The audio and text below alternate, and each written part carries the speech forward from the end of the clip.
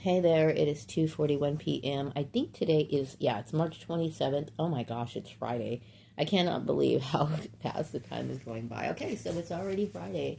And I'm almost done with my newsletter. I think what I'm finishing up is, this information. I'm connecting the dots of CB Berganza's connection to, of course, Maria Gordon, myself, but how the Jehovah's Witness religion ties in based off of CB Berganza's past, my life as CB Berganza.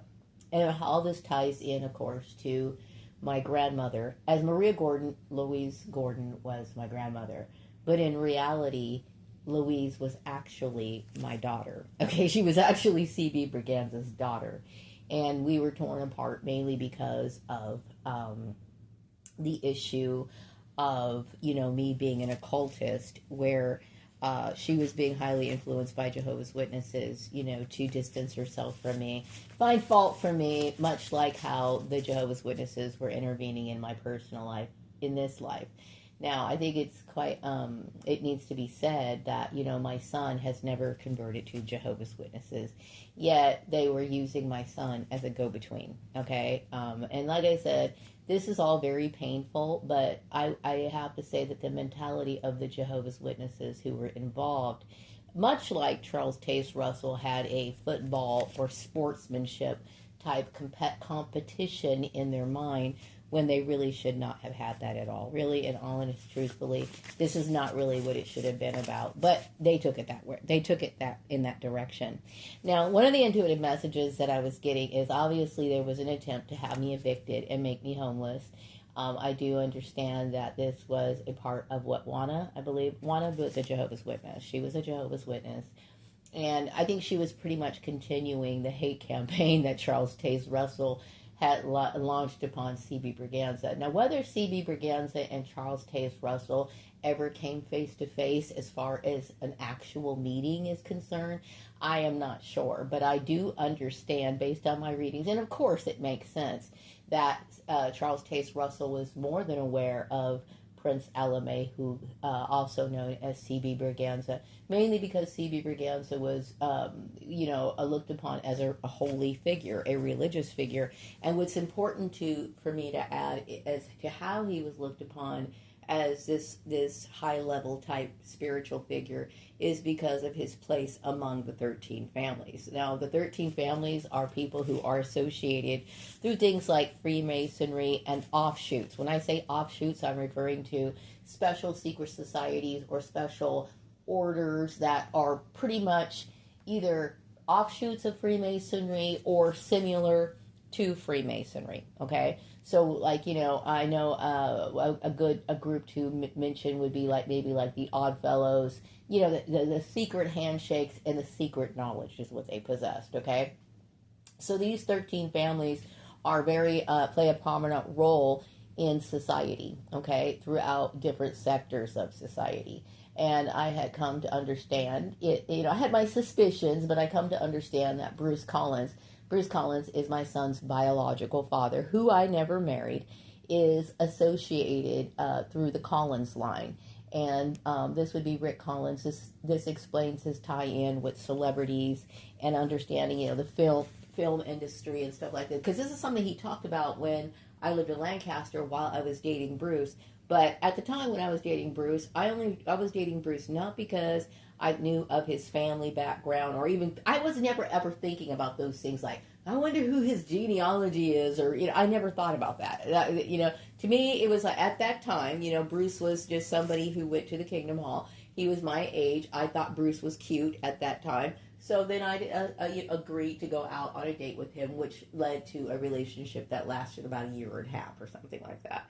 So, so the message I was getting is that I was reintroduced to Jehovah's Witnesses when I was in 8th grade. Prior to that, my father was studying with Jehovah's Witnesses through his mother, Louise Gordon. Okay. So I personally believe that the Watchtower Tract Society had put us in some sort of data bank. Now, mind you, back in those days, they didn't have the expedient use of things like the internet, but through correspondences and stuff like that, I'm sure they managed to send somebody to our house, right? So we started studying with Jehovah's Witnesses back in 1974. This was a little bit after we moved into the house at 533. And this particular person, his name was Virgil Gray. He helped my father finish the one of the rooms because my father wanted to build on a family room. Okay, so when we purchased the house, the family room wasn't really complete. It was kind of like you had to complete the family room yourself if you wanted it or whatever. And so my dad needed some help. Somehow or another, Virgil Gray came around and Virgil Gray helped us with it. And so, of course, he offered us a Bible study.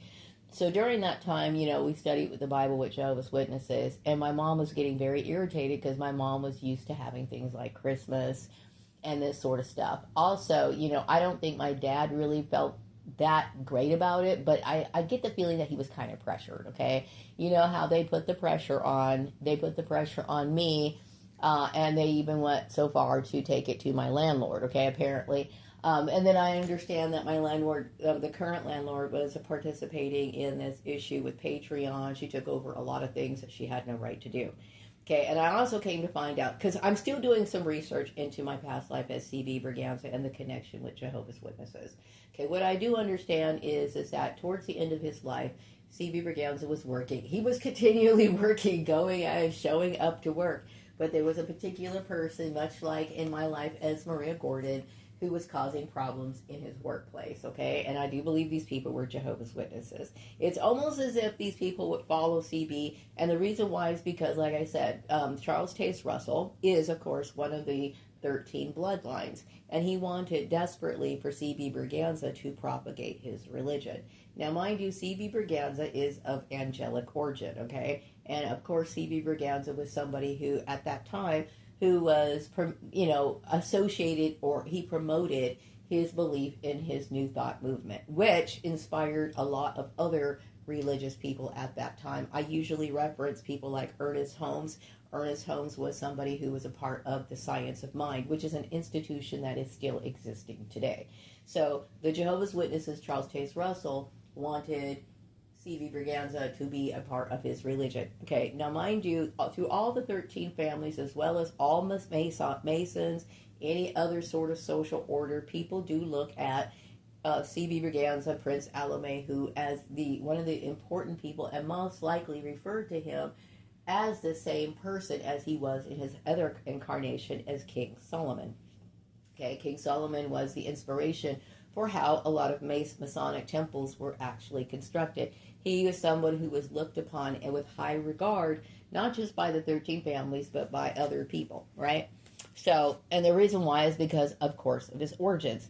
Now, even though, Charles Taze Russell was a part of this, as well as, even though, like, for example, the line of, what is his name?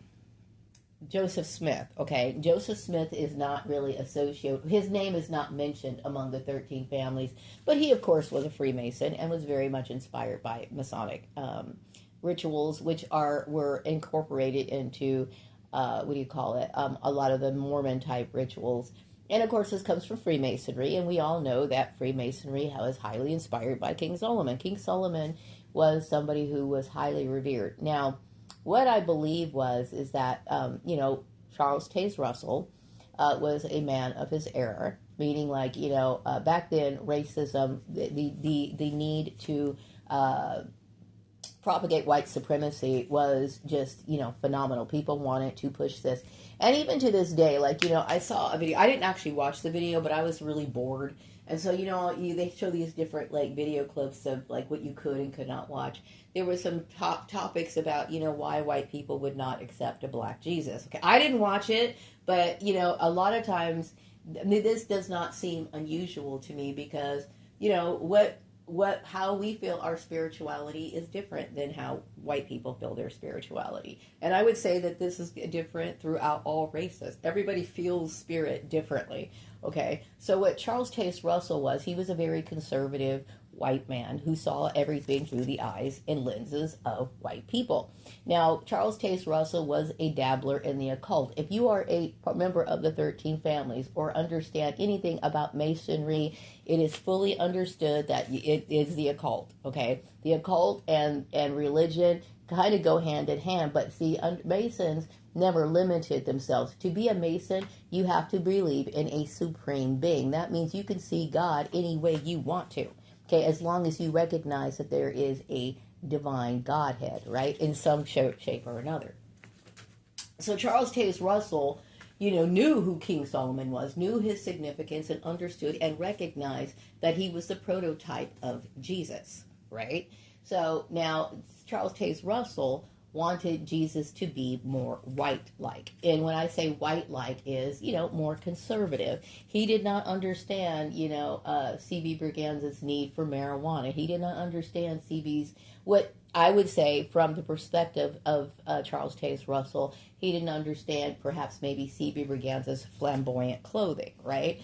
And so, Charles Taze Russell was somebody at the time, Jehovah's Witnesses got it to a point where they were very closed off and constantly focused on them they were the exclusive truth holders, okay? But this has fluctuated throughout history because before that, Charles Taze Russell did in fact communicate with other religions, specifically anything that was considered Protestant based, okay? Like I said, the Jehovah's Witnesses have transformed themselves throughout history, okay? Because in the beginning, Jehovah's Witnesses recognized or identified their religion with using emblems like the cross, right? I would say that's a very common emblem in Christianity, okay? And then they started getting really specific. They were like, okay, we don't really believe that Jesus died on a cross. We believe that he died on a torture stake. And so they started changing that. So, you'll notice like in their earlier publications, like the early publications that were created by, people like not Joseph Smith. I'm sorry, Charles Taze Russell. A lot of his publications did have like a cross inside of a crown. Okay, so that was what a standard or the traditional Christian symbolism was, but they broke away from that. They started to become very, very different and distinct from other religious groups. So anyway, let me pick up a little bit. So anyway, he wanted to propagate C.B. Braganza into his religion. C.B. Braganza obviously did not believe on the same points, okay? One of the big issues that he didn't agree with, number one, yes, C.B. was very much attached to his clothes. I feel the same way as Maria Gordon. Also, C.B., he didn't like the fact that, and see, these are personal preferences that are based upon our cultural preferences. So, like, just because I enjoy flamboyant things or clothes or whatever does not mean that I think that I need to enforce that on other people. I am fully aware that other people have their ideas of what they can and cannot do, what they feel comfortable, their own personal comfort level. So I don't put that requirement on other people. Okay, but see, I would say that people like Charles Taze Russell kind of like the idea of having a control. He liked control. Okay, and so what I find shocking about this is if I was supposed to be some sort of high-level person within these groups, why in the world would Charles Taze Russell disrespect me in the manner that he did? What I mean by that is if I have angelic origin, would not that just shut down the argument? Like, how dare he, as something that was considered beneath me. Now, don't get me wrong. I'm not saying this in an arrogant way. I'm just saying this from the standpoint of all these people revering me the way that they claim to, but yet Charles Taze Russell did a lot of things to undermine C.B. Braganza, including it seems as though he was a part of his gang stalking activity. Why? Because he was the one who ended up not specifically Charles Taze Russell, but within his organization, the Watchtower Tract Society, through their members, Jehovah's Witnesses, created a lot of problems for C.B. Braganza that eventually led to the family arguing and putting C.B. Braganza into an institution. Okay, so the issue is because instead of see, like Charles Taze Russell, I would say when you look at Jehovah's Witnesses, the reason why they act the way that they do, the reason why, for example, Juana behaved the way that she did, she has that football mentality. Score one, let us win, we need to win, I need to conquer. It's about conquering, okay? And see, I noticed that this is a kind of the attitude, no offense to the white nationalists, but this is kind of their attitude too. It's like, let's conquer, we need to conquer. And see, this is not the point of Jesus. Okay, now I understand, like, for example, the good news is supposed to be preached in all the inhabited earth, and then the end will come. Okay, the good news. Okay, what is the good news? Obviously, we're talking about things relating to salvation and stuff like this. And see, some people think, well, that means we need to go spread our hate and force people into this. No, nowhere does it say that. Okay, it means that this word message is going to spread throughout the world. Okay, that's what the point is. So how did Charles Taze Russell and other religions will oftentimes use things like force? Okay, so then therefore these people are pledging a devotion to God, but in reality they're not really doing it because they're doing it because of God. They're doing it because it's almost as if somebody's putting a gun to their head.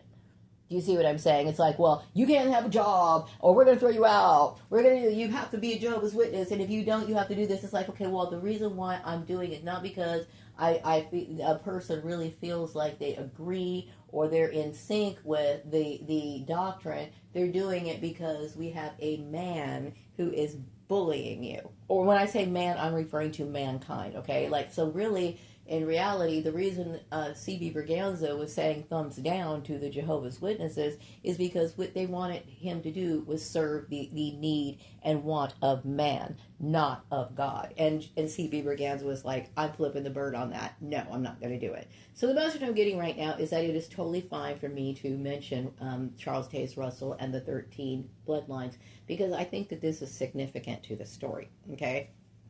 I think it is. Why? Because we can see how power and certain privileges get people the ability to make things happen. Just like, the whole Rick Collins issue, the Bruce Collins issue. Why did it have such a hard time me telling people, hey, I don't want Bruce Collins, leave me alone, stop doing this? It's because of the fact that his family bloodline plays a significant role in society. So, it is what it is, okay? So, now that we've moved on from that, and I've explained that, so my connection with these bloodlines would be, number one, it'd be the Collins family, but number two, it'd also be the Russell family, right? People who are a little bit too grabby. And when I say grabby, I'm referring to, when I talk about the Collins, I'm referring to mostly Terry Collins, and I'm talking about what Rick Collins did. The message I'm getting right now is that something about me being in the library. Okay, the library. Okay, so something about these Jehovah's Witnesses. I had talked about back in 2000 somewhere year one or some two, maybe, I don't know. Anyway, there was some sort of competition that Bruce started about, these Jehovah's Witnesses, people knowing that I wanted to, go back to school, and I was wanting to be a CPA. So somehow or another, this got other people talking, and I had noticed that Mamanda, who is a Jehovah's Witness, called me a little bit after that and started telling me that she was going out to the college, right? And I was like, wow, Jehovah's Witnesses can do that. So I'm going to tell you, it seems as though the organization has been targeting C.B. Braganza and, building and shaping and modifying things almost to surround him or to try to compete with him in some way. I also do understand that, okay, so let me back up a little bit. Okay, so where am I going with this? Okay, something about, okay, so in these people's mind, okay, in these people's mind and within these groups of people, and I guess even in the world, when you think about it, some people regard me, King Solomon, as one of the most important people in history. At this point, in this moment, people are taking note of my contributions to the social sciences in discussing this issue as to why I believe psychology and law is important, and not only important, I believe it should be the foundation of the workplace as well as society as a whole, okay? And I am an occultist, right? So let me back up. Okay, let me get to the heart of the matter, okay? What I've come to find out is that, the Jehovah's Witnesses were the ones who destroyed my life as CB Braganza. This is something that they took delight and pleasure in. Okay. Now I also understand that they also took delight and pleasure in when Juana was destroying my career. My Patreon project, right? And she had no right to do this. What's important to understand is she was attacking my lifestyle, okay? And she looked at me as an important figure. See, these people wanted me to represent what they view as what Jesus should look like. And see, this is me. It's like, that's not my view. Okay? To me, there's many different faces to what the Savior looks like. And the Savior looks like what is within your heart as well as what is within these guidelines. Okay? As long as it's not vile or obscene, I'm not like that. So people have their preferences, and people wanted to impose this on CB, and they've tried doing this many years. This is what put CB Braganza in very tight situations. It was unfair for what they've done, and they put him in, misery for many, many years, and threatened his life. And what Juana did was exactly that. She had no right to do that. It's important for me to emphasize the fact that my son is never converted to any religion. Okay, he never converted to any religion. And yet they were using him as some sort of go-between to cause problems within my family unit, much like they did when CB Braganza was alive. Now, it's important for me to also back up a little bit, because it's important to talk about how old CB Braganza was. Now, in the 1950s, CB Braganza, according to his birth records, when he was Prince Alamehu, okay, he was born in 1861. That would have made him 89 years old, okay, in 1950. Okay, now in 1956, when he died, he was, I would say, close to 95 years old. He was still working, I believe, close to in his 80s or something like that, and people were getting upset about it. Why? Because, CB Braganza was believed to be an immortal. Okay, much like, people must say this stuff about me all the time. And see, I understand, that they use that expression, black don't crack. I would say, a lot of black people do not age as fast as our counterparts, okay? Like, other races and stuff like that. We don't. Whether I'm immortal, I don't know. You know what I mean? Well, time will tell. Time will tell. But, what they were doing was, C.B. Braganza was a target of envy and resentment towards within his peer group, okay? And so people envied him, and this is the reason why they did what they did. And see, that was wrong. Especially from a religious standpoint, it should have just been like, okay, well, I have this sort of DNA, and people needed to understand that that's how it is. You know what I mean? Just like there were certain things about Queen Elizabeth that it was just how it is. Okay, it is just how it is. Like, she was a queen. She had certain things about her, and it was considered rude and inconsiderate to sit here and go beyond that. You know what I mean? Like, for example, when she said it was time to stop eating, and she put her purse on the table or whatever that thing is, people should know not to do that. It was a level of respect. Okay, so if I was supposed to be, something that was some high-level person, then they didn't respect me the way that they should have. Okay, and I'm not saying this to be, like, arrogant. I'm just saying is that what Charles Taze Russell was actually initiating was good old-fashioned racism. Okay, Charles Taze Russell was racist. And, maybe he could not say that he was an outright Nazi or person or whatever, but you see a lot of people, white people, and I'm not bashing white people. Let's just be realistic, okay? I'm telling you how sometimes white people who say that they're not racist, they end up showing that they kind of are. Even though they're not the kind of racist that might be like a member of a Ku Klux. They might not burn a cross in your yard, but people like Charles Taze Russell, he did give people limitations. Like, for example, back then there were black people who were joining the Jehovah's Witness group, right? And so, when it came to missionary work, oftentimes he overlooked black missionaries and favored white missionaries, okay? And his belief was, well, because, white people were more educated than black people, when in fact, I would say because white people really weren't, Jehovah's Witnesses were never, encouraged to go to college, I would say that they were probably pretty much the same, equally, on education level. But at this, he was a man of his era. Okay, so he saw black people in a certain way, and even though he did not strike any, maybe behave violently towards black people, he certainly didn't take their personal interest or actually acknowledge our contributions. He was the kind of person that had a lot of cognitive dissonance. Just like, he could see that C.B. Berganza was very talented, very educated, but see, he still wanted to enforce that narrative. Okay, so it was what it is. Okay, so the message I'm getting right now is something about I'm looking forward to moving, and I'm right now. Me and my son did put in an application. We're waiting to get the final word on the apartment. I do feel dead in this apartment, meaning like I feel like I've thought about this issue so many times that I've just destroyed any energy within this house. Like it's been total depression because of the illegal and illogical and rude behavior that I've had to contend with, and then finding out that Jehovah's Witnesses were responsible for this is just unreal.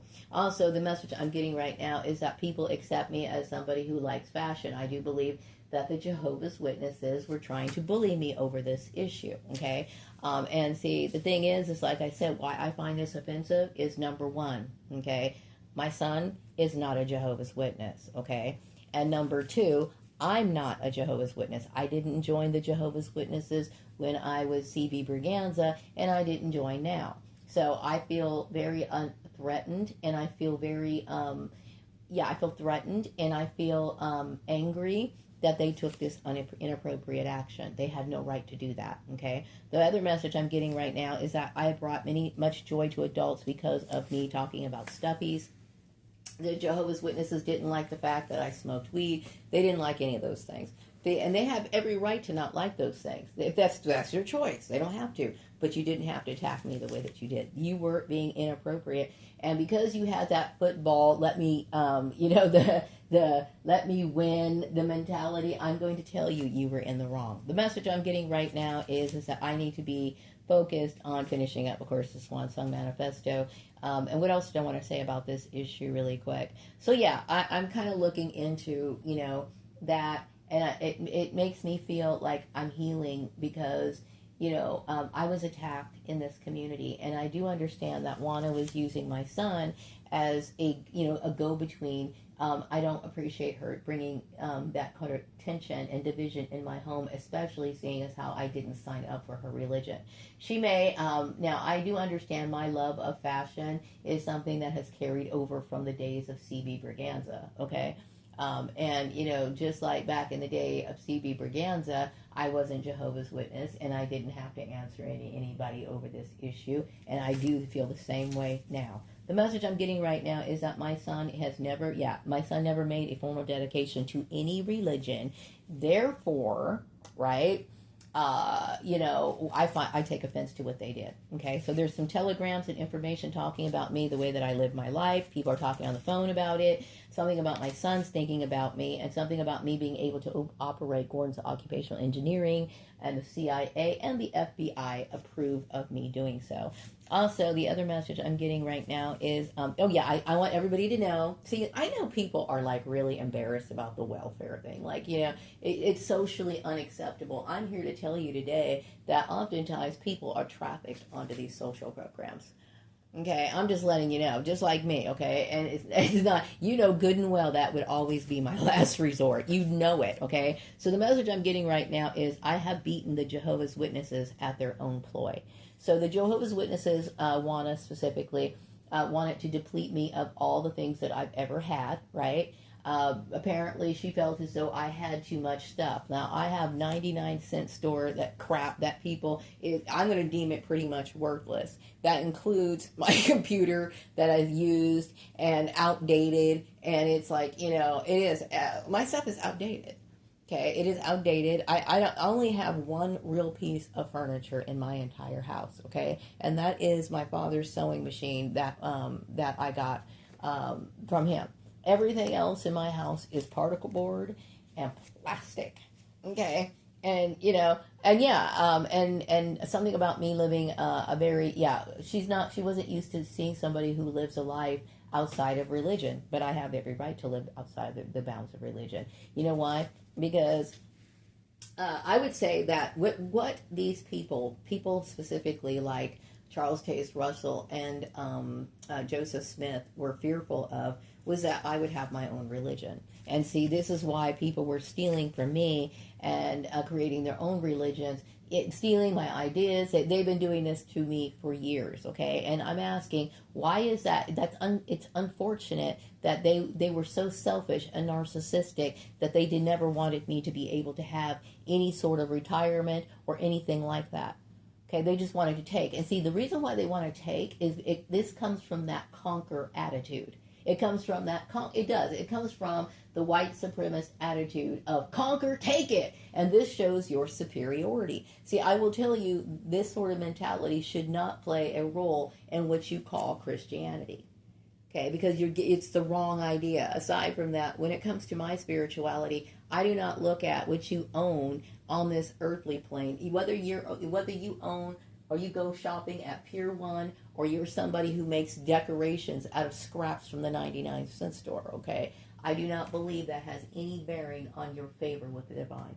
And see, they put a lot of emphasis on this sort of stuff. So they were trying to stop my my employment. They stopped my employment. They blacklisted me. She was Juana played an integral role in the stealing of my Patreon funds. The other message I'm getting right now, and then they wanted me to basically lose my stuff. They did not want me to have any of my stuff. She wanted me to lose everything that I had, and the reason why she wanted me to do that is because she felt as though that would make her win.